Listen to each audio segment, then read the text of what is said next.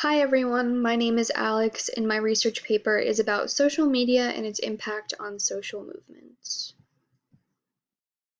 During this research process, I learned that there are several perspectives that exist within the scholarship of social media's influence on social movements.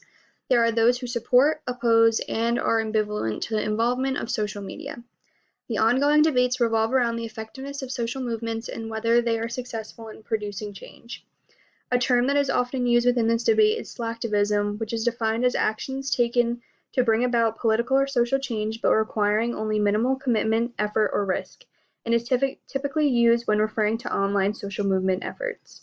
These efforts are primarily concentrated within platforms such as Facebook and Twitter, where participants can follow, like, comment, hashtag, and share content easily, and to a wide variety of people they are connected to.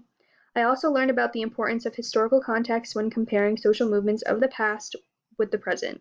One must always keep in mind the technologies available at the time and how those technologies influence the ways in which those movements operate. In terms of scholars that have influenced my research thus far, I would say that Zeynep Tufekci has been the one I most identify with and am most influenced by.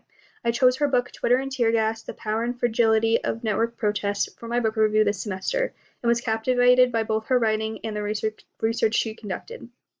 She often speaks about how the digital world is impacting society, specifically the social and political implications of its involvement, and does so in a simple yet effective way. My ideas on how social media impacts social movements have changed a lot throughout this process. After completing the book review on Twitter and Tear Gas, I believe my perspective has greatly changed. I began by focusing primarily on American social movements until I realized the scale to which social media has impacted movements across the globe.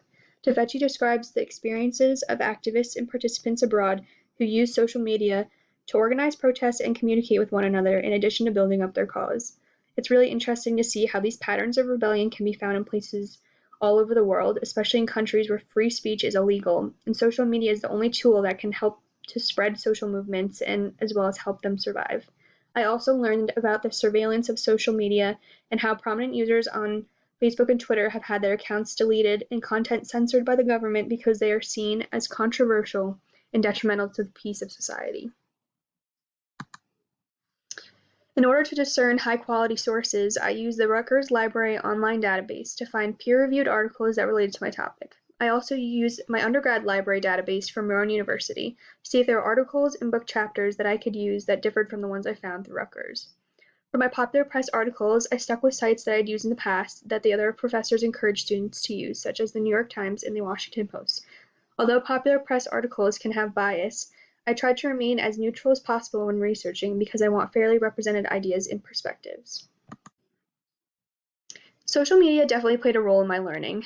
I used Twitter for research and found it incredible that from my bed in New Jersey, I am able to view tweets and the inner workings of social movements from around the world. However, I do think that social media can be difficult to sift through at times for meaningful information. Between the bots and users hired to divert traffic to and from certain issues, sometimes hashtags are filled with nonsense and useless information which can be frustrating. I think my own knowledge on how social media works and my own personal experiences with participating in social movements via a platform like Twitter already provided me with intimate knowledge on how the digital world works. I understand the ways in which people use social media, not only because I use it myself, but also from my observations and research projects I've completed for other courses. This concludes my digital story, and thank you for listening. I hope you learned something new and highly suggest checking out Tufekci's Twitter and Tear Gas on Amazon.